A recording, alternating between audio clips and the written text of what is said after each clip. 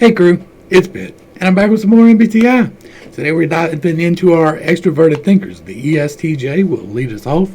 Let's dig in. This is extroverted sensing, thinking, judging.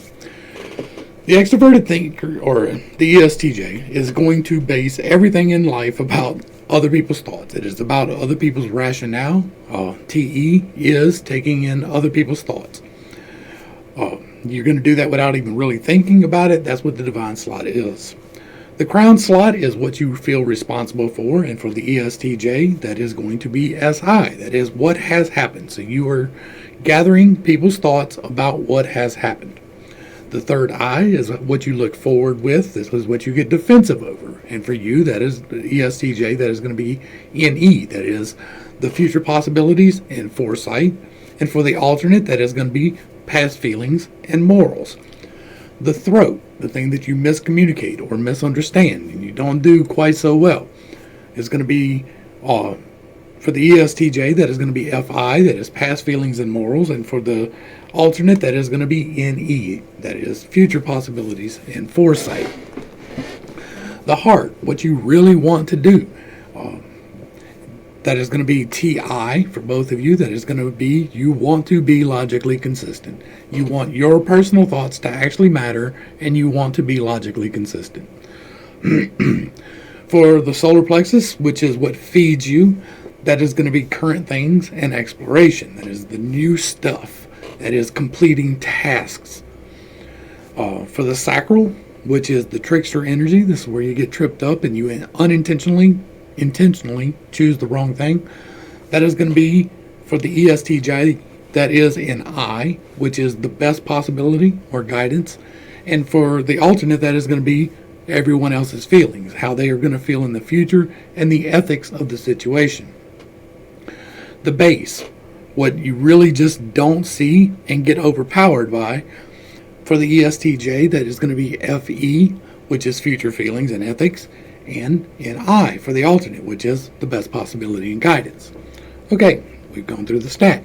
Now, how do we integrate this? How do we make this part of us and become better us? No, I'm trying to help you become a better you in the way that you want to be better. And so the way that you do that is you start at your base, just like all the rest of everybody. You start in the base because that is, you get a lot of energy right there. The divine slot and the base slot receives about 90% of the information. And with the divine, you can get overpowered in a mostly good way, but in the base, you get overpowered in a mostly bad way. You don't really understand this part of your stack. You don't really use this part of your stack in an active manner. But if you can take the time and the intentionality to understand where you're missing this, it will strengthen you as a person. And so for the ESTJ, that is going to be future feelings and ethics. That is other people's feelings. FE is about other people's feelings. What the people in the tribe are actually feeling, not what you think that they're feeling. Not what their thoughts are, not what their ideas are, but what they are actually feeling. How will they feel from this action? And so you're going to have to stop and consider that. You're going to have to stop and literally stop and say, okay, this decision that I am making, how is that going to affect this person who is close to me, this person who is in my tribe, who I have identified as the person I'm going to bounce this off of first, because you're going to need to do that, and try to figure out, okay, how is this going to make them feel? And then ask them. Take in the input from the tribe. Take in that extroverted feeling and say, hey, how does this actually make you feel? Does this make you feel good? Does this make you feel bad? Does it make you indifferent? What are your actual literal feelings from this? Not yours, but the person that you're dealing with. And then find somebody else. Broaden the tribe a little bit. Say, okay, now I know how this person feels for the most part. How does this person feel for the most part? And then another one, and then another one, until you've got a good solid base of people. You want to get outside of your tribe. Now, the tribe is not everybody. The tribe is who you consider important. It is who you consider to be part of your group. So if you're a gamer, that's a gamer. If you're a hard rocker, that's hard rock people. If you're a biker, that's bikers.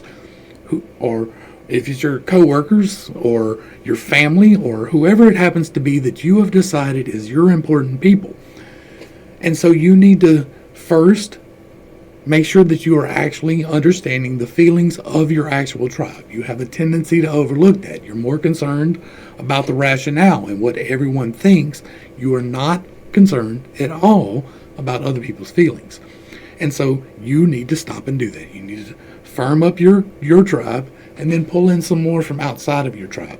Some people that you don't necessarily agree with, who feel differently than you do, so that you can explore that and you can say, hey, I don't understand this feeling. Let's figure out their rationale. You're good at rationale. So once you can understand this did make them feel this way, you can figure out why it made them feel that way.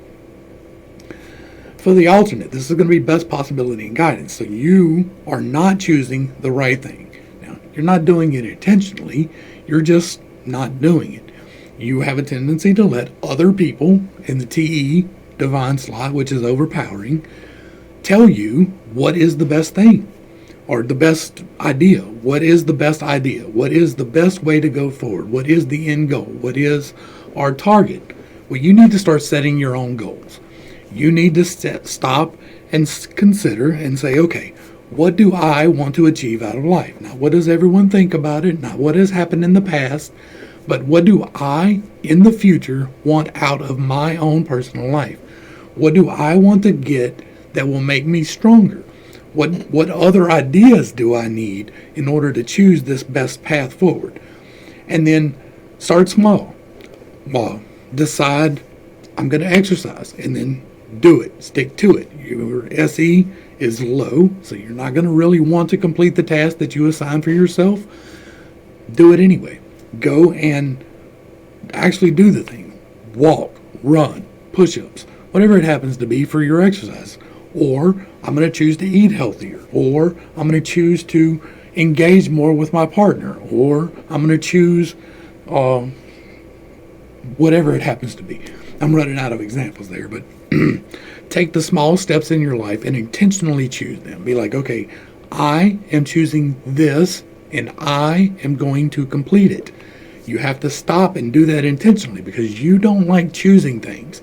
You don't like choosing things at all. You like leaving it up, leaving the options out there and saying, well, maybe, or maybe this, and other people told me this, so I'm not going to do that. You need to stop doing that. You need to start making decisions.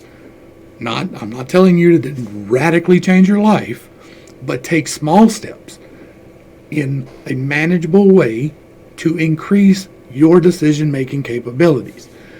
You are not making decisions at all. Like if you're in a relationship, you let your partner do it. If you're in a business situation, you let your business partners do it. If you're whatever, you let somebody else make the decision every time it's possible. What do we want to eat? You decide.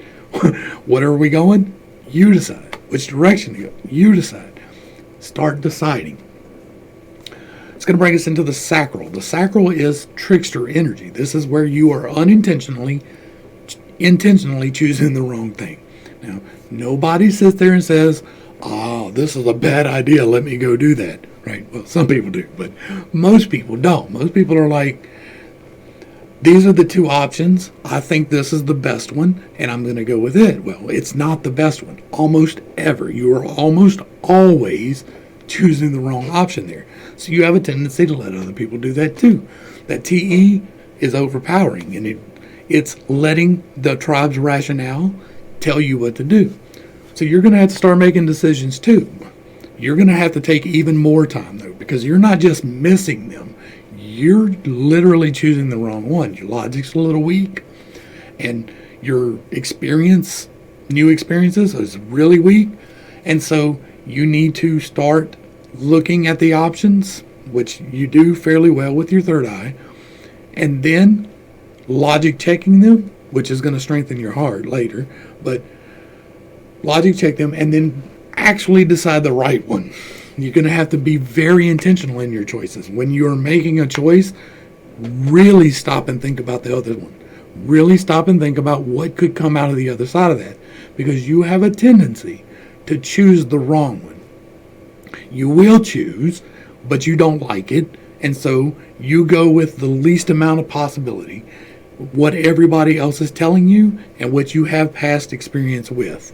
And that's not always a good thing. Sometimes it is. Sometimes it is a good thing to stick with what you know. But most of the time, it is okay to bring in a little bit more and to understand just a little bit more. This is an internal thing, so you really need to stop and do this for yourself. You can check it back against the tribe, and it is always good to check it back against the tribe, especially someone who is NI dominant, because they can help bolster you in that. They understand that part of the decision-making process a little bit better than you do.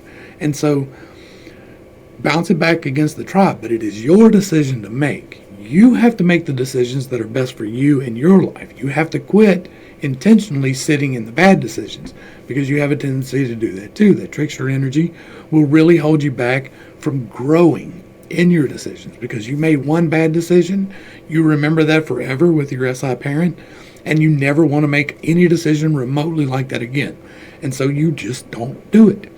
Or you just choose whatever is the opposite of what that one decision was. Well, there may have been a factor in that one decision that made that go bad when it was really a decent decision, probably not the best, but a decent one. But it went bad for something that you overlooked, probably the tribe's feelings about it. Like you made a decision and it made everyone feel bad, and you're like, whoa, I just fucked the rationale up bad. And so you stop.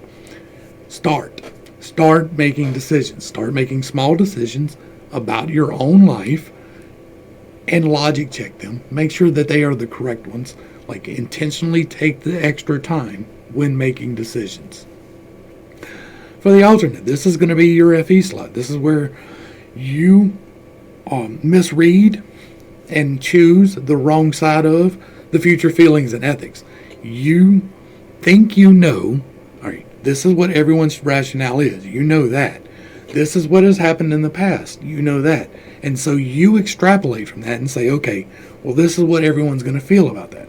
Well, most of the time you're not right. Like most of the time you have misread the whole situation. You didn't see some possibilities, right? Or you miscommunicated some possibilities and you thought that they thought this when you should have been looking at how they felt about it. Like you made them uncomfortable. You made them mad. You made them sad. You made them happy. You made them whatever. You are affecting the people's feelings around you, not necessarily intentionally, but like you are intentionally choosing that. Like you say, this is the decision, which you make terribly. You're not good at making decisions. But, and this is what other people are going to think about it. But they really don't think that way because they feel bad about it. They feel like you're putting them in a bad position. They feel like you're taking advantage of a situation, or they feel like you're not flexible because you're really not very flexible. And so you need to learn to flex a little bit more around the tribe. You need to bounce back to the tribe. Hey, if I make this decision, how is it going to make you feel? You've already worked on making your decision, right? Started making decisions, the small ones, to affect your life. Well, now you need to start looking at other people. Start making small decisions about their lives. How can you help them feel better? How can I help you? Well, I understand the rationale. I understand the past things. I understand my morals, but I don't understand the ethics all that well. I don't understand why we came to this decision. Like, I understand y'all's rationale, but I really don't understand why this is unethical. Please help me. Help me to understand why this is unethical. I don't understand why I shouldn't do this thing. I don't understand how it's going to make you feel. So take the time to intentionality that. Sit in it. Say, okay, where am I hurting people's feelings? How can I change that? Where am I helping people's feelings? And how can I bolster that? And that's really going to help you a lot. It's really going to fill you up and start getting it to where you can take in some new experiences. Which brings us into the solar plexus. Now, this is the same for both of y'all. This is what feeds you. This is what feeds your soul. So if you are actually using this, it makes you feel a lot better. You feel confident. You feel like you can actually do things.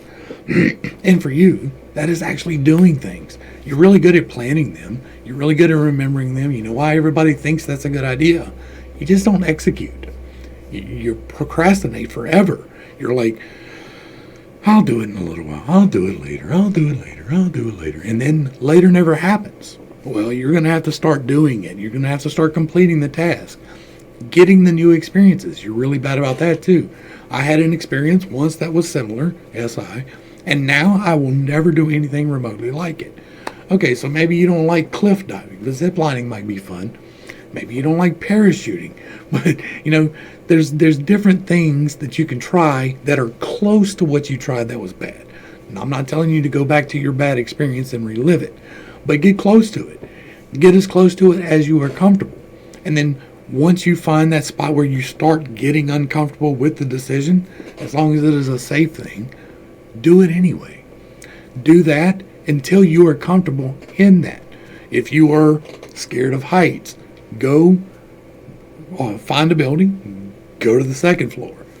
And when you're comfortable with the second floor, go to the third floor. That is a new experience. You are going higher up. You're getting more of this uncomfortable experience from your past and integrating that into you. Now, that goes for a multitude of things. It's not all height. It's not all bugs or whatever it is you happen to be a little bit afraid of or a little bit wary of because you had a bad experience with it once. And everyone told you that it was a bad idea, right? So start opening up to newer experiences. Never put yourself into danger.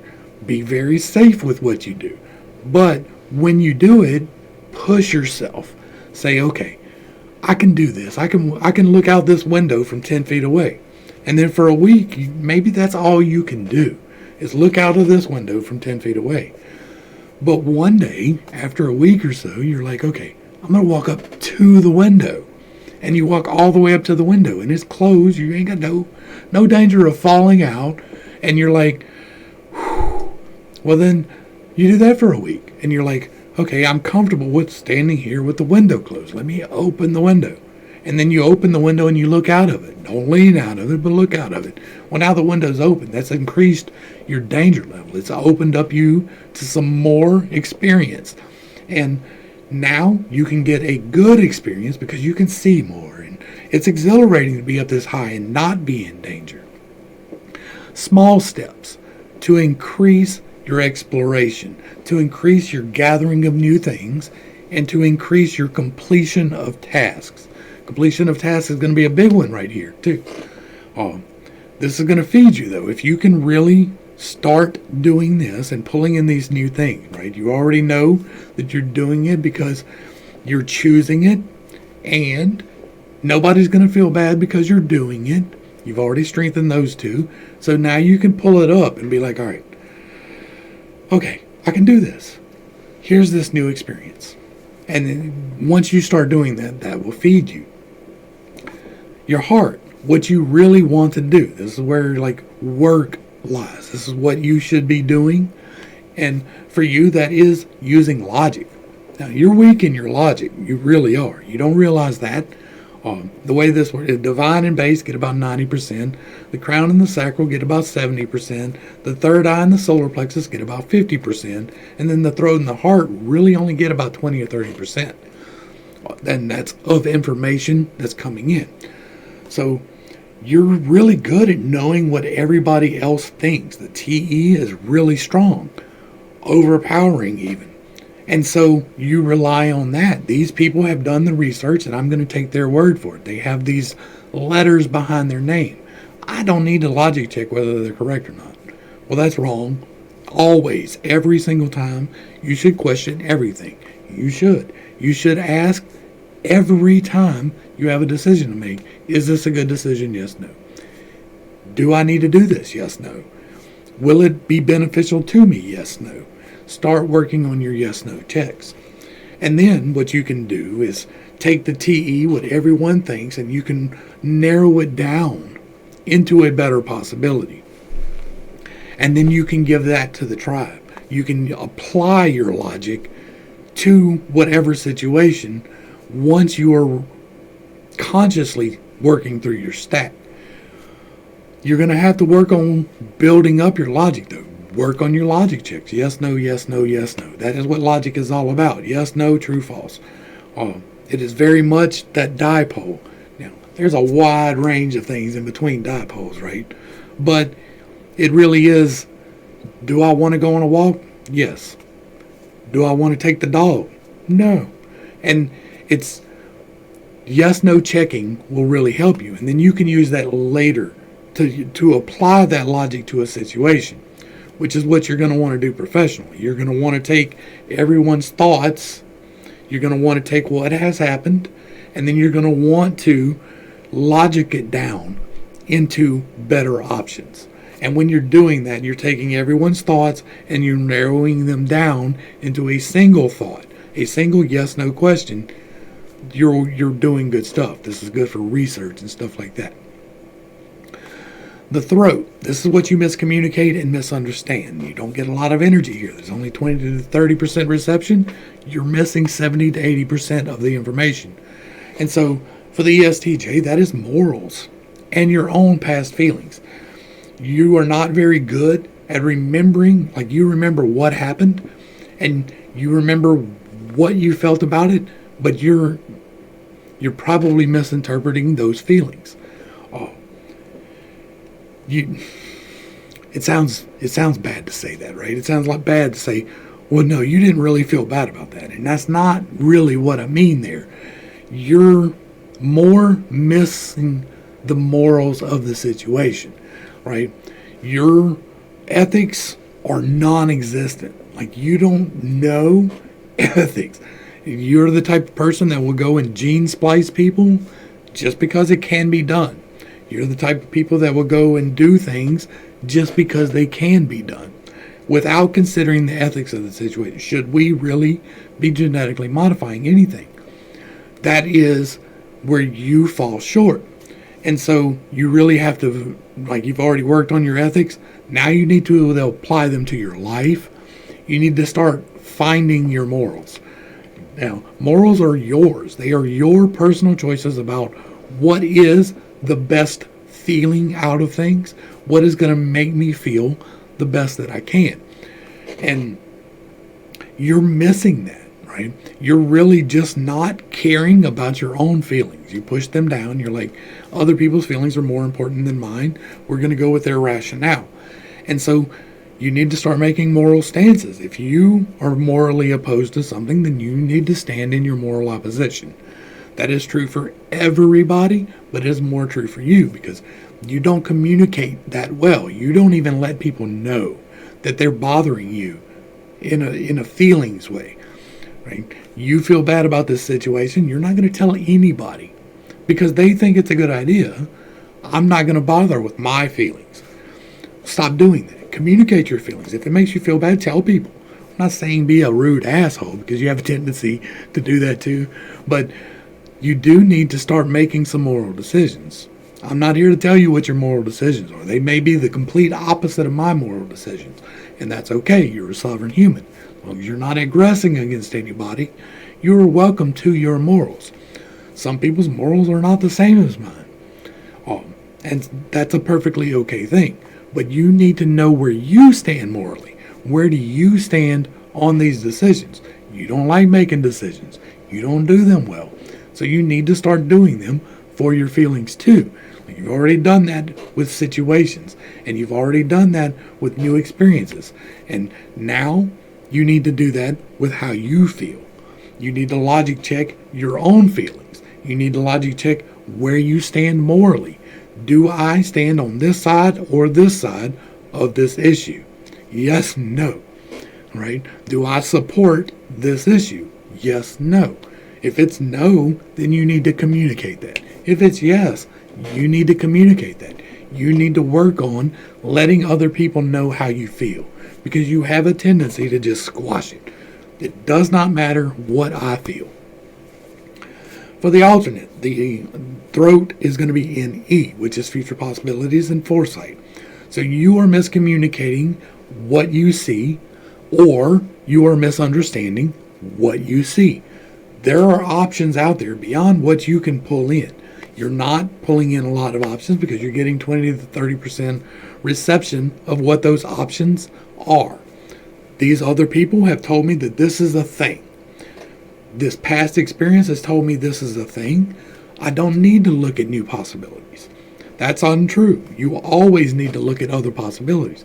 You need to look at the outcomes. What could happen from this? You're already logic checking. You're building your logic about the new things. What could come from the new things is the question to ask. What could come from the new ideas is the question to ask. What could come from other people's thoughts is a really big question for you to ask. So you need to start looking at that. Okay, in this particular situation, these can be the consequences, right? If I decide that I'm going to aggress on somebody, and I'm mad about a situation, they cut me off in traffic, I get out of my car and I yank them through the window and I beat them down on the interstate. Well, that's a bad idea, right? You did not look at the consequences from that at all. Number one, you're putting out the energy of aggression. Somebody's going to come aggress against you, and they're probably going to have a badge on their chest. So you need to look at these possibilities. And somebody has told you that if somebody cuts you off, this is an appropriate response. And you don't even check that. You don't even look at the possibilities of what could go wrong from this situation. Start looking at what could go wrong. Start looking at what could go right too. You may have a tendency for that, to always look at the negative side of the consequences. Well, every decision has positive and negative consequences, regardless of what the decision is. Now, if it's a truly terrible decision, you aggressed on somebody and killed them, well, hopefully, the only positive that I can really pull out of that is that you learned that that was a bad idea, right? But that is a positive that comes from that. There is always a positive that comes. There is always a negative that comes. The law of unintended consequences. You may not be seeing more than most people what those unintended consequences may be. So really take the time to logic check them. Really take the time. You're already working on your logic, so make sure that you're using that here with these decisions. Like, you're bad at decisions, you don't like doing them, you're working on making them. Now you need to look at the reason you start small, right? With your NI, the reason that you started with the very small decisions is because you really can't fuck it up that bad. And so if you're just making decisions about breakfast or going to work or walking the dog or whatever it happens to be, you really can't mess up on a grand scale with that. If you're making decisions about buying a new thing and you're not in your stack, you're buying the wrong thing. You're listening to somebody else tell you to buy this thing. So you need to stop and logic check them. The third eye. This is where you get defensive. You're looking forward and you're trying to make the future materialize for you, and you're defensive over that, right? You have decided, and so you're defensive. For the ESTJ, that is going to be the future possibilities. You're better than the alternate at seeing them, right? You're better than the alternate at choosing them. But once you have seen these options, you're like, all right, that's all the options. And if anybody tries to bring you another option, you're like, no, that's not a good option. Whether or not it is, somebody could be bringing you a better option, but you feel that you have already considered all of them. And so there is no reason to even consider anything else. There is no reason to get any bigger in your thoughts, and that's just dumb. You should never stop learning. You should never stop looking at the possibilities. You should never get locked into this is the only way. You need to be more flexible. You're not flexible. You're a T. Your F is in the middle, right? So you're not very flexible at all. Work on your flexibility. Work on taking in more options from decisions. Try to figure out, even if it's a decision that you've made 1,000 times, right? You don't like making decisions. You make them based on past experience. You've already made this decision 1,000 times, whatever it happens to be, what you're eating for breakfast. Think about what could come from eating that thing for breakfast. think about what the possibilities could be from that, and try to find one possibility outside of what you normally consider.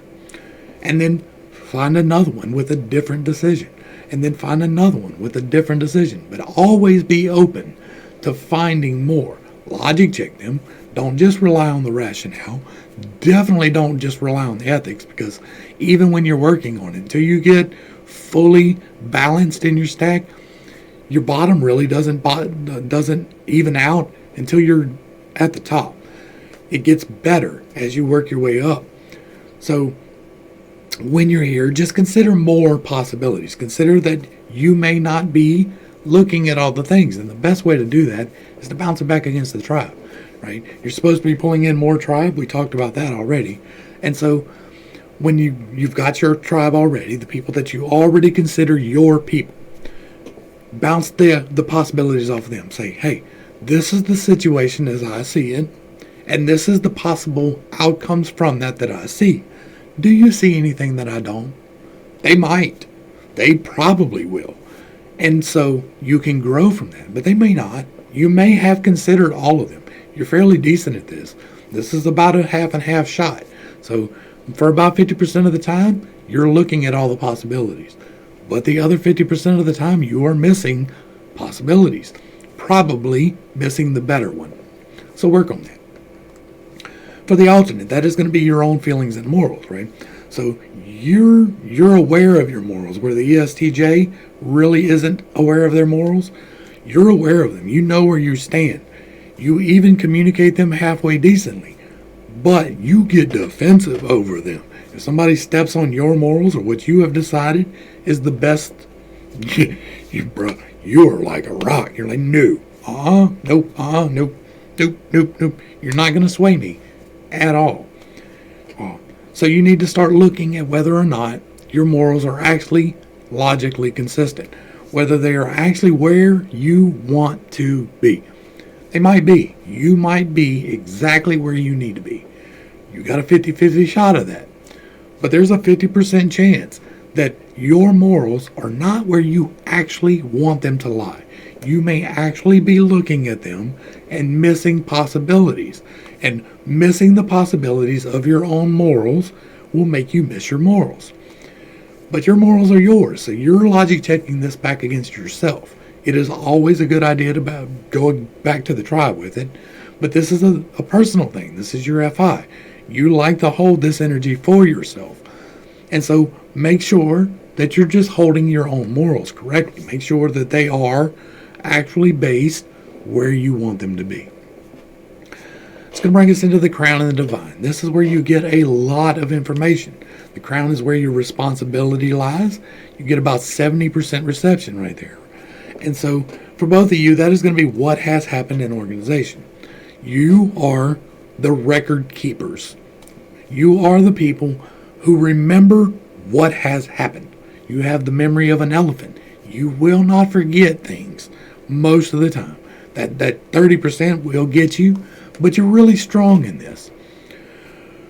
But you will have a tendency with that 30% to remember things just a little bit wrong, not greatly. Like you remember great detail. You remember what people were wearing, when they were at what party, on what day, in what year. Like that's really the type of energy you're working with. And you remember what everybody thought about it. But you tend to be hyper organized, right? This is where OCD comes in a little bit. You feel responsible for things being in their place. You feel responsible for what has happened. If this isn't here, then I can't use it when I need to. And that reminds me of when I didn't have it. Or when you didn't have it. And it really is an OCD type situation where you think that this has to be this way. And you're not flexible at all. That T on the top makes you very not flexible. You're very much concerned about the other people's thoughts. And so you're taking what they think and organizing it into the best memory of the situation. And you're taking what they think and you're making the best layout of the area. And you're that type of energy. So what you're going to need to do is make sure that your organization is actually working for everyone. Make sure it is actually bouncing back against the tribe's TE. Like everyone thinks that this is the best organization. Make sure that's true. Check the FE. Make sure that's true. Check the SE. Make sure that there's no options that you're missing, because there's a chance that you are. And once you can do that, once you can bounce back and be like, okay, everyone agrees, because I have literally checked with them that this is the best way to lay out the lab.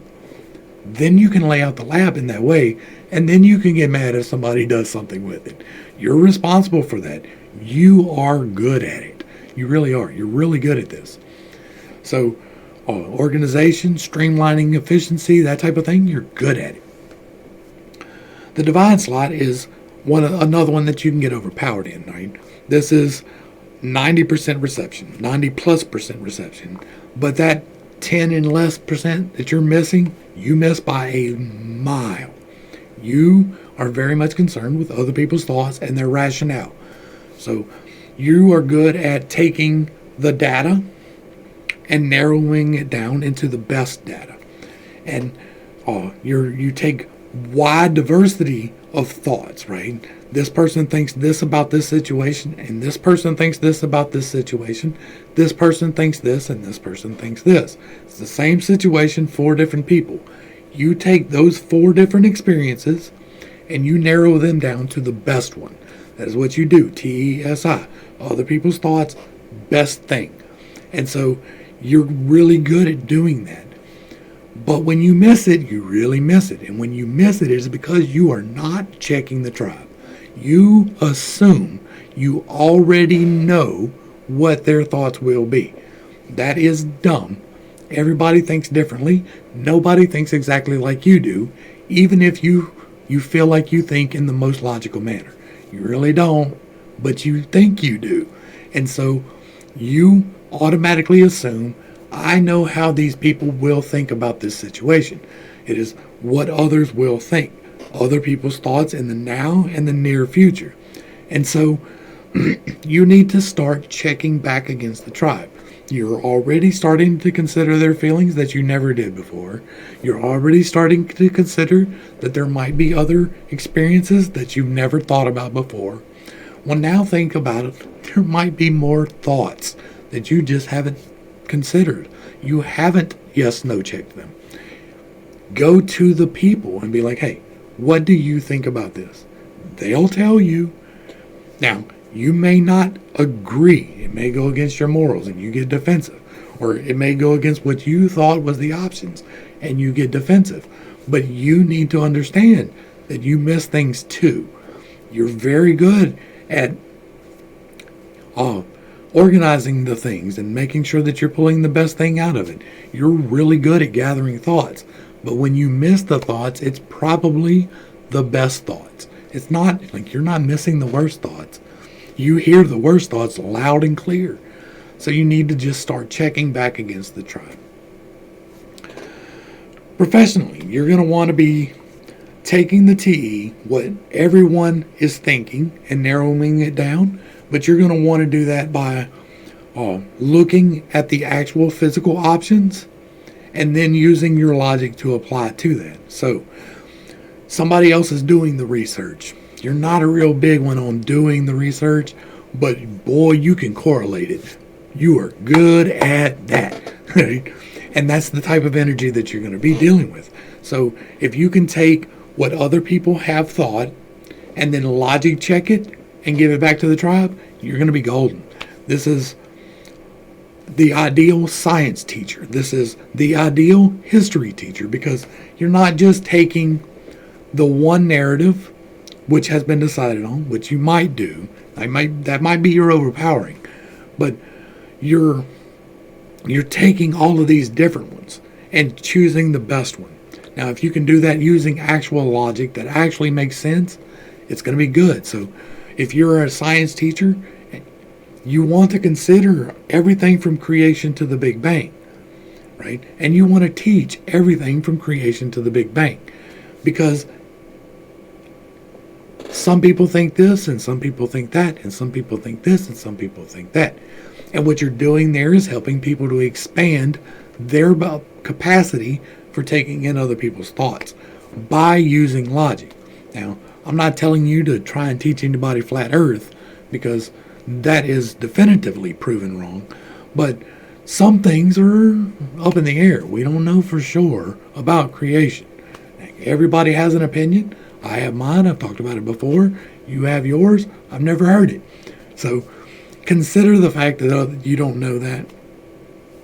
And then take what everybody's thinking and then narrow it down into the best possibility to give to the tribe using your logic. If you're using your logic, it will fulfill you. You will be fulfilled in whatever career you choose.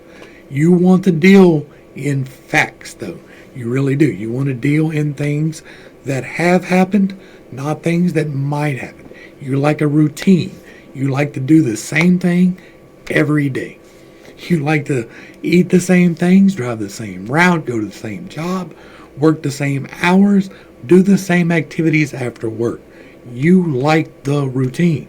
You are responsible for maintaining the routine.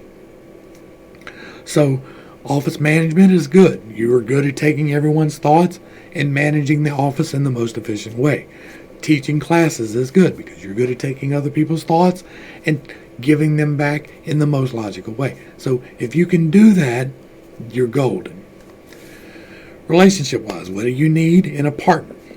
What you need is what everyone needs, and that is to have your sacral represented in the top 4 slots of your partner's stack. So you want their divine, crown, third eye, or throat to be NI for an ESTJ or FE for an alternate. It is better if it is directly in the third eye slot, but it is not necessary. It is not necessary to have it in the top. It just makes it harder. If it's in the third eye slot, that is a direct correlation to where you are specifically weak. You are intentionally choosing the wrong things, and your partner will get defensive over that. Because they get defensive over that, they can check you on that, and you will quit making the wrong choices. So try, never base your relationship entirely on this. Ever. It should be personal chemistry. It should be, how you feel about a person, not just because they have this and that part of their stack. But if you're jiving with somebody and they have that in their part of their stack, they really will bolster you up. All right, so hopefully I brought a little bit of enlightenment and not too much confusion to a not too difficult topic. Once you get the basics, and if you don't know the basics, they will be linked right up here in the Infinite Integrations playlist. Once you understand the basics, this is not that hard. Once you understand what each of these letters mean and how to integrate them into your stack, and you actively start doing it, you will see progress in your life right away. It will give you good experiences right away. If you can make good ethical choices, it's going to bolster you up. And so you really need to start doing that. To the crew, thanks for hanging out. I appreciate every single minute that you are here with me, and I am praying for you every single day. Till next time, I love you, and this has been Pitt. Peace.